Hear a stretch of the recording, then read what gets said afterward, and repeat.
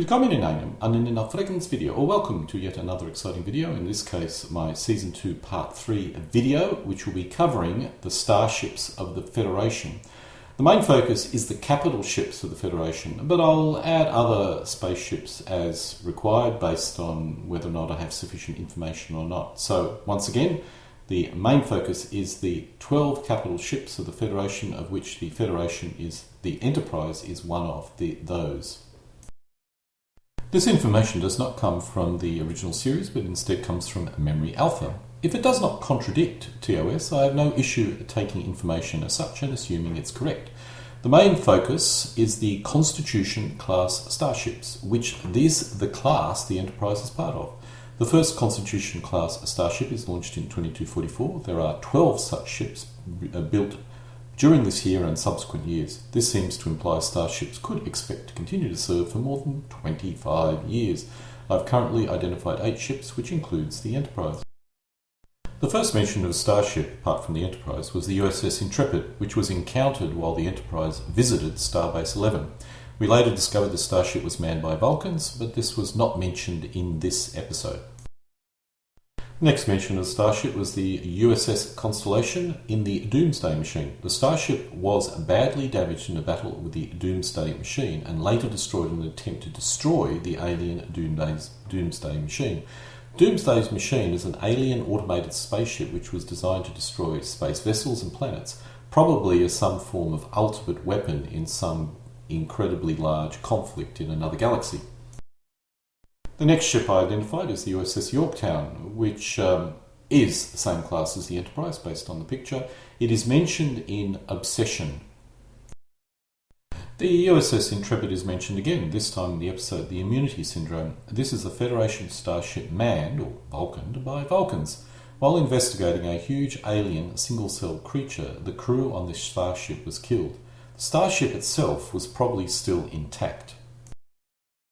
In the Ultimate Computer, we discover 4 more starships. During the Ultimate Computer episode, the Enterprise has an AI installed in it, which goes amok, attacking any ship encounters, including the 4 starships that we'll be encountering or listing. The first ship we will cover is the Uss Excalibur. In the Ultimate Computer, this was involved in the war games and was destroyed by the Enterprise, or at least all the crew were killed. The ship may have been repairable, as in the episode it looked like it was intact. The next ship is the Uss Lexington. In the Ultimate Computer, this was also involved in the war games and did suffer some damage but was not destroyed. The next is the Uss Hood. Once again, this was involved in the war game but was not actually damaged or fired upon at the early stage, although it was coming in with 2 other starships to finish off the Enterprise at the end of the episode, which obviously didn't occur.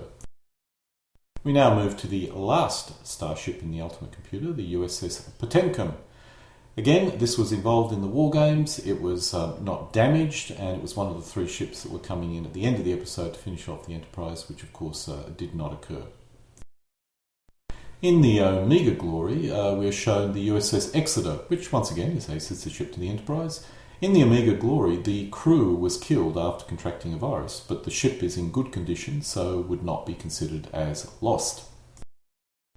We'll move to a different class of starship, the Nebula class starship. Now, this information does not come from a TOS episode. It comes from Memory Alpha, and as I indicated earlier in this series, as long as nothing contradicts any data or facts in the original series, then subsequent information could certainly be continued to be used.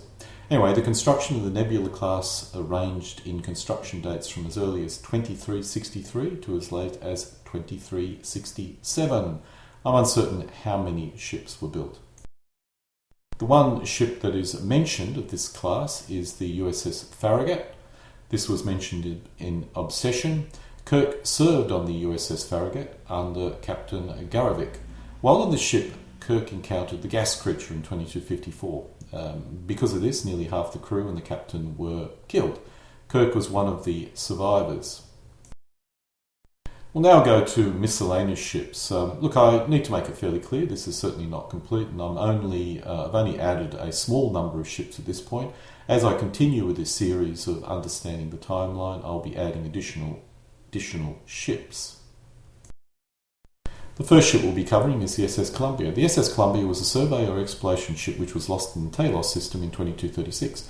In 2236, the Columbia crash-landed on the planet Talos 4 with crew members Vina, the only survivor. 18 years later, the USS Enterprise detected what appeared to be a distress signal from the Columbia coming from Talos 4. Beaming down, the crew discovered a group of survivors, but it was soon revealed that they were an elaborate illusion created by the Talosians for the purpose of kidnapping Captain Pike. Next vessel is the Ss Valiant. The Ss Valiant was an early impulse-drive starship which explored the northern barrier of the galaxy and was caught in a magnetic storm and encountered a strange barrier at the galactic north, after which it was destroyed. The estimate is the Valiant was destroyed in possibly 2061 or 2063 or most likely 2065. We know the Ss Valiant used impulse drive, but this must be a type of impulse drive which allowed for faster-than-light travel. The next is a cargo ship, the Class J cargo ship. The Enterprise was chasing a Class J cargo ship. This is of probably minimal historical significance, but technically interesting. An image of what we think the ship looked like is in the top right. Later we discovered Pike was injured badly in a vessel similar to this. And so we come to an end of the video concerning the Federation starships. As I said, as I do Season 3, I'll expand this to include Season 3 vessels, as well as expanding out on Season 1 and 2 vessels. Alle guten Dinge kommen zu einem Ende.